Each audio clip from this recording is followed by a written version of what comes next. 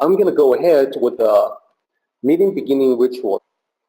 起立，面向佛堂，参加三鞠躬、一鞠躬、再鞠躬、三鞠躬，参加各位点传世一鞠躬，开班一鞠躬，请坐下。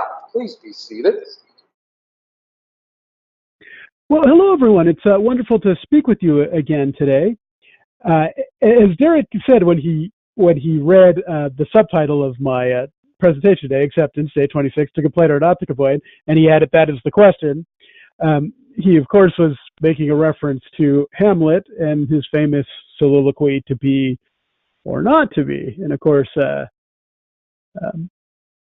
going to come in a little bit into this presentation, actually. In fact, it's the first thing.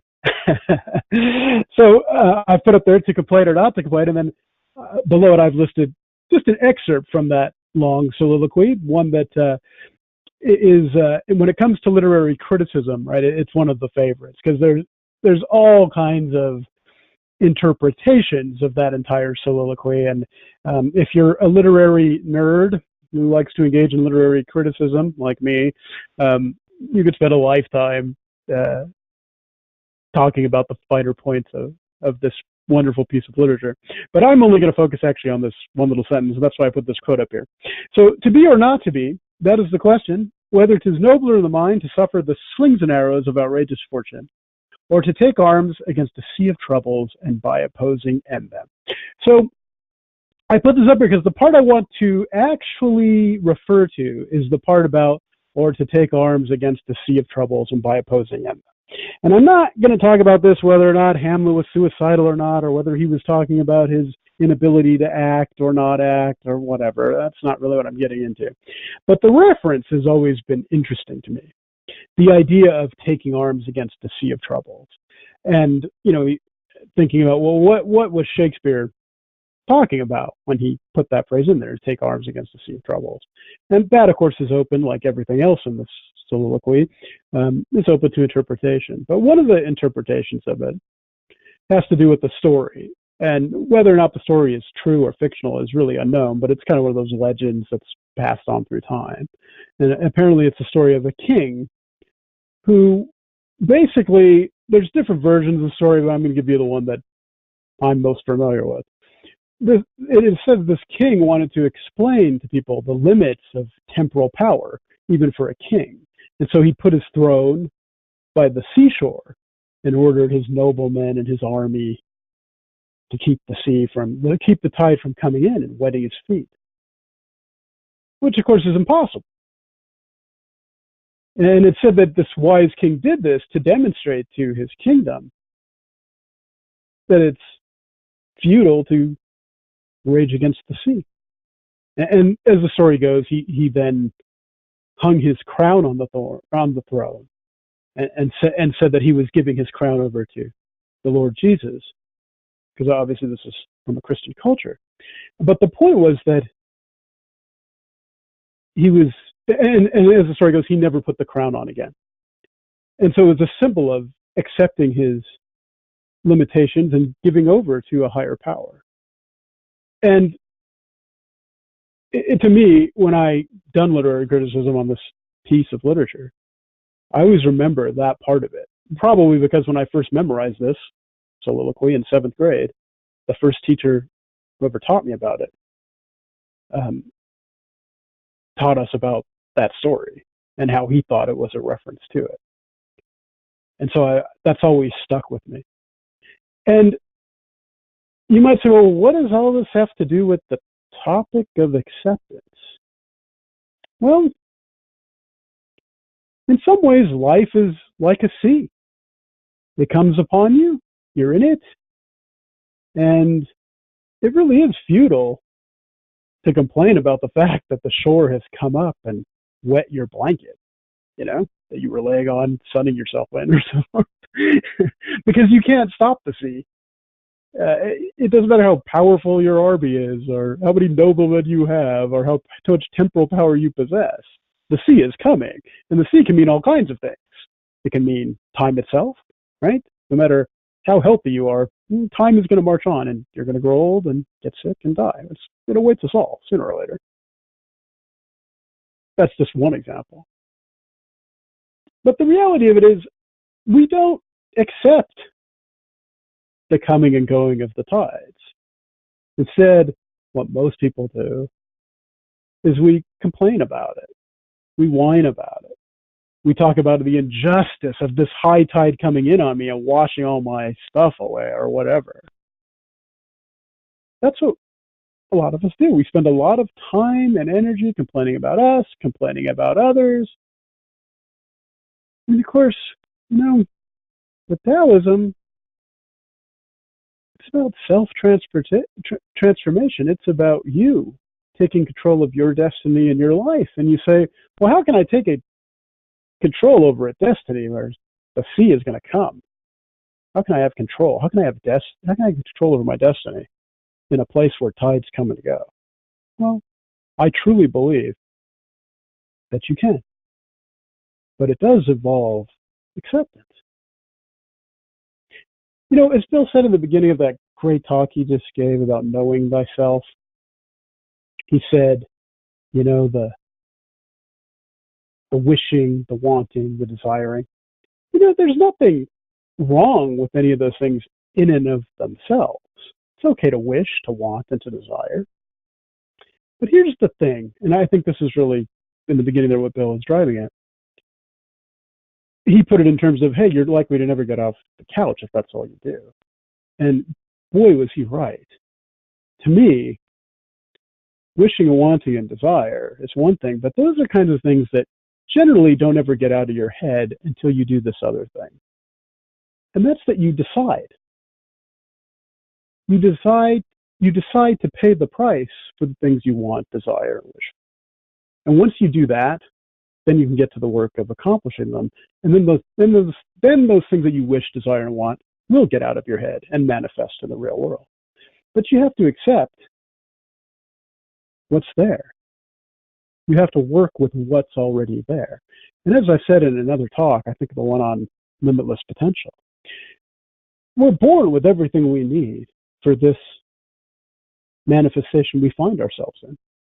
We're born with everything we need. You're born with everything you need to fulfill your destiny. Now, yeah, are there differences between all of us? Sure, some are smarter than other people. Some people are more physically gifted. We all have different talents. That stuff kind of tends to not matter so much. There's the X factor. And that's taking your abilities, whatever they are, accepting them for what they are. And rather than complaining about what they're not, focus on what you have. Be grateful for what you have. And use what you've been given to create the destiny that works best for you. That's how you become a limitless person. And that's really what this talk is about. It's about accepting the wonderful gift of our lives. And it is such a great gift. But that's kind of what I was driving at when I brought in this Shakespearean quote here, my favorite of mine. And so basically what I'm saying is it's wonderful to let yourself sort of be a twig on a mighty stream. And that's what I think of the Tao. I think of the Tao as a mighty stream. And it's good to be a twig immersed in that Tao or riding that Tao. Accepting what's there. And so, in a lot of ways, acceptance is about going with the flow. But as all of us know, because Derek is very good at pointing it out, but a lot of the go with the flow idea is very easily misunderstood. A lot of people, the idea of going with the flow really appeals to them because they latch onto this idea that, hey, if you just go with the flow, you don't have to do anything. I can just sort of sit on the couch all day and go with the flow. And, hey, like Bill said, we live in a world with actions and consequences. And the action and the consequence of going with the action of just going with the flow and sitting on the couch isn't going to be, you're not going to get the wishes out of your head, or the desires out of your head, or the wants out of your head if you do that. It's not until you figure out what it costs to have those wants, wishes, and desires, and decide to pay it, and then get to the business of actually paying it, that you're going to get anywhere. And we have the freedom to decide what we want. Bill recently, I don't know, within the last few months, gave a talk, and he talked about how, temporal wealth has never been something that he, really longs for, but he's quite content with his life as the way it is. And I know what he means. I feel much the same way. I mean, I certainly would be happy to have more wealth or whatever, but at the same time, gosh, if I'm honest, I'm pretty happy with the way things are right now. And looking back in retrospect, I see how fortunate I am to the way things have always been. Might have been a little smoother for me if I hadn't swum against the stream so much and accepted it sooner. Acceptance. Accepting the life. Accepting yourself for who you are. That's an important thing. But it doesn't mean not doing anything. So if that's not what going with the flow means, what does acceptance and going with the flow really mean? I mean, let's talk about it. So going with the flow means accepting the simplicity of the world just as it is. Now, it's easy to turn on a newscast, pick up a newspaper, turn on a radio show, turn on your phone, right? Because all those things come at us at the media, and look at the world and go, oh, so much injustice, so much suffering, so much awful. Why does it have to be this way? But that doesn't help anything. It's okay to be cognizant of the reality, but you also have to accept the reality. And instead of devoting energy to wailing about injustice and suffering and horror and everything else, it's better to take action and do something. As easy as this should be, it is not. How do we know? Well, just listen to people. Really sort of be the fly on the wall as much as possible if you can, and listen to people. How many sentences can most people utter before they're complaining about someone or something?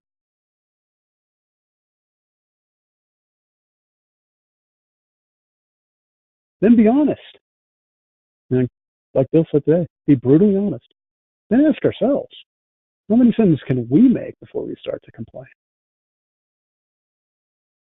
How can we decide that we want to use that energy in a better way? Decide and then start doing it. To avoid complaining, we have to accept the futility of the practice. Complaining accomplishes nothing anyway, does it? And it's funny too. Complaining doesn't feel good at all if you don't have someone to complain with and to, right? Ugh, boy, we just love to get together with our like-minded friends and complain away. And there's all kinds of ways we can complain. We can be cynical. We can use humor. But in the end, no matter how we disguise it, whether it's through being funny or part of our shtick or whatever, in the end, we're complaining.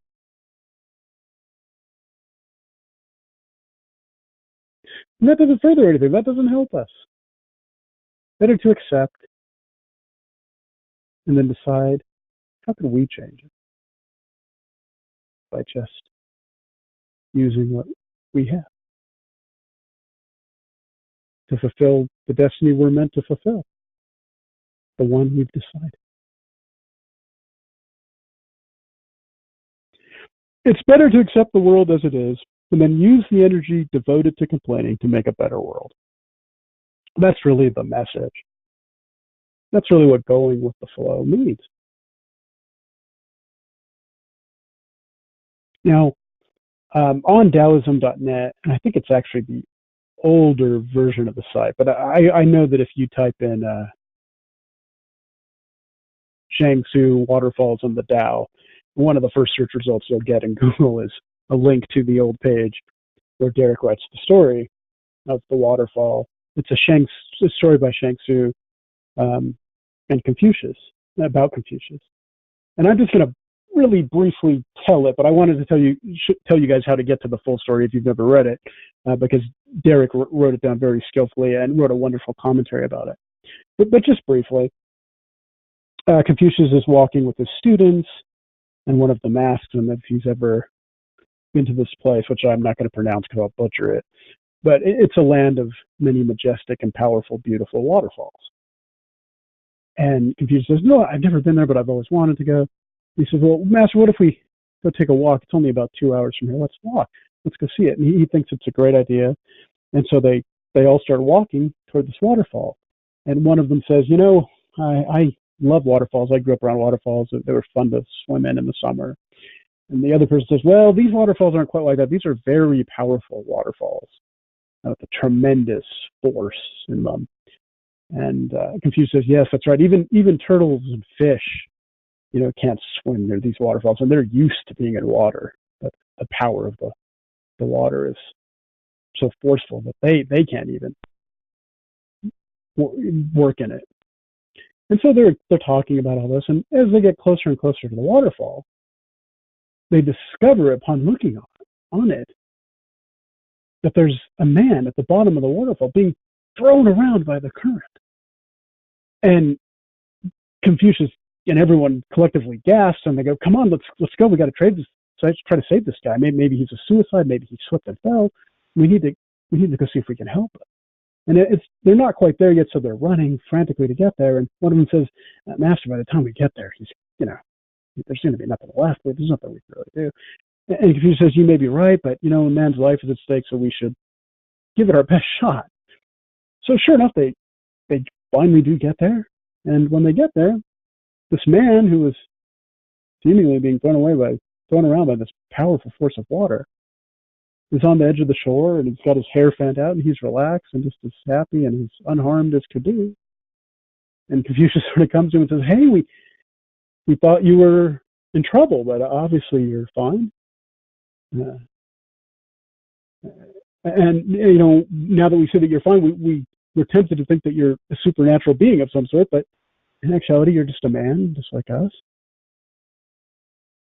And the man says, oh, I'm sorry, I didn't mean to scare you. I grew up around here. I know this water.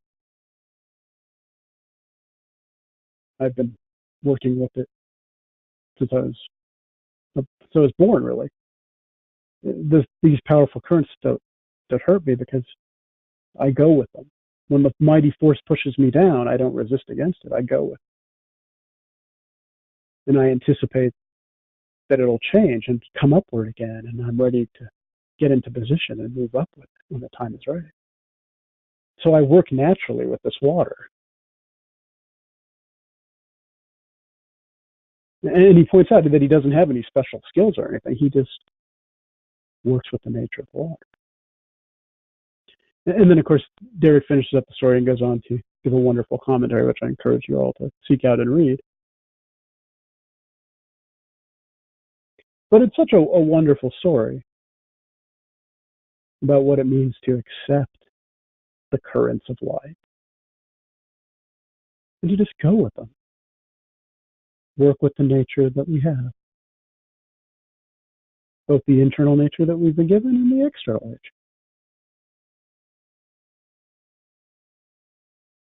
And that's really what going with the flow is. Okay, so I'm going to start to sum it up here. So the reality is that the world is filled with a sea of troubles, just as Shakespeare stated in Hamlet. Once we realize and accept that beating back a sea is impossible, we can navigate that sea of trouble skillfully by accepting the reality and using our energies to make our world a better place. Instead of accepting limitation and complaining about it, we have to accept our limitless potential and act to fulfill those potentials.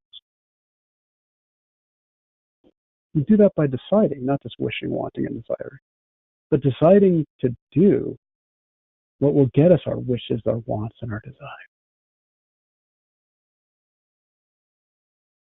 Because I truly believe that all of us have a desire to be the best we can be. It's the most natural thing there is to be the best you can be. And that is to just be what you are. And then life really does become fun and full of joy. More and more, I realize that anything we do in life, we can do it in a way where it can be joyful. I mean, I look at the things I have to do day to day, to put food on the table for my family and a roof over one's head and keep in my case, the air conditioning on, rather than saying the heat on. It's more apropos to say to keep the air conditioning on. Sometimes you have to do some mundane tasks. But when you look at it correctly, even mundane tasks can be fun. And if you look at the past of your life, you can talk about all the bad things that happened to you and complain about it and the injustice of it all. But you know what? And there may be, hey, look, you may have a legitimate beef. In fact, I'm sure we're all convinced we do. But you know what? The wonderful thing about the Tao is, and this is true of how you live your life, but also how you look at the past, you get to choose how you want to remember it.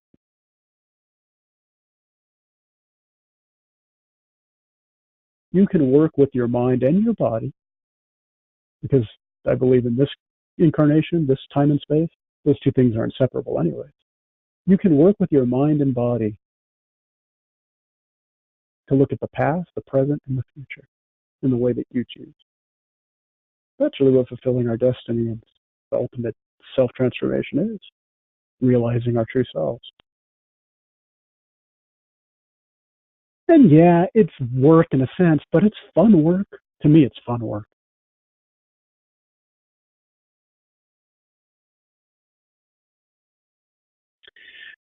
This means going with the flow and accepting our lives for what they are. Going with the flow does not mean doing nothing. A lot of people wish it did, because doing nothing's easy. It's really easy. But it means working with the currents that life has in store for you. Think of the Confucian story about the man and the waterfall.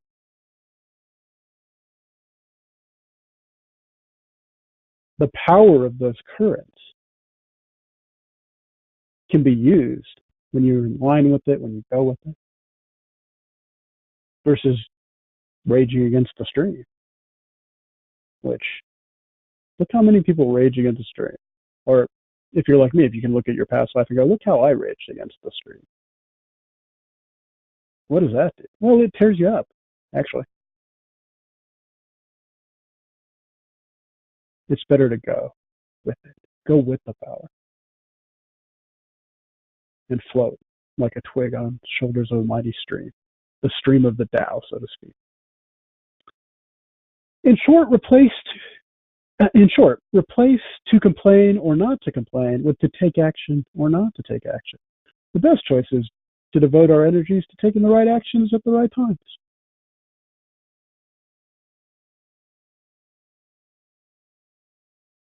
That's how we fulfill our destiny and achieve self-transformation, really, by accepting and doing the right things at the right time. So that's it. I want to end with a book recommendation, as always. A great book, The Tao of Joy Every Day, a great book to use daily to help one study and learn the Tao teachings and put them into action. So there it was, acceptance, day 26, to complain or not to complain. That, my friends, is the question. Thank you so much for listening to what I had to say today. I hope I said something that was helpful, and I hope you all have a wonderful Sunday.